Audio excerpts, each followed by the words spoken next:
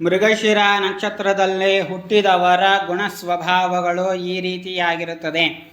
ಚಂಚಲ ಸ್ವಭಾವದವರಾಗಿರುತ್ತಾರೆ, ಚಾತುರ್ಯ ಉಳ್ಳವರಾಗುತ್ತಾರೆ, ಭಯದಲ್ಲಿರುವವರು, ನಿಪುಣ, ಎಲ್ಲ ಕೆಲಸಗಳಲ್ಲೂ ನಿಪುಣರಾಗಿರುತ್ತಾರೆ, ಯಾವಾಗಲೂ ಉತ್ಸಾಹಶೀಲರಾಗಿರುತ್ತಾರೆ, ಧನಿಕರು, ಮನೆ ಮಠ ಆಸ್ತಿವಂತರಾಗಿರುತ್ತಾರೆ, ಯಾವಾಗಲೂ ಭೋಗವಂತರಾಗಿ ವಾಸಿಸಲು ಇಷ್ಟಪಡುತ್ತಾರೆ, ಕಾಮಾತುರರು ಆಗಿರುತ್ತಾರೆ, ಕಣ್ಸನ್ನೆಯಲ್ಲಿ ನಿಪುಣರಾಗಿರುತ್ತಾರೆ, ಅವರು ಕಣ್ಣಲ್ಲೇ ಮಾತನಾಡುವವರಾಗಿರುತ್ತಾರೆ, ಸಂಚಾರಿ ಮನೋಭಾವವನ್ನು ಹೊಂದಿರುತ್ತಾರೆ, ಯೋಗ ಸಾಧನೆಯನ್ನು ಮಾಡುವವರು ಆಗಿರುತ್ತಾರೆ, ತ್ಯಾಗಿಗಳು, ರೋಗಿಗಳು, ಕಪಟಿಗಳು ಆಗಿರುತ್ತಾರೆ.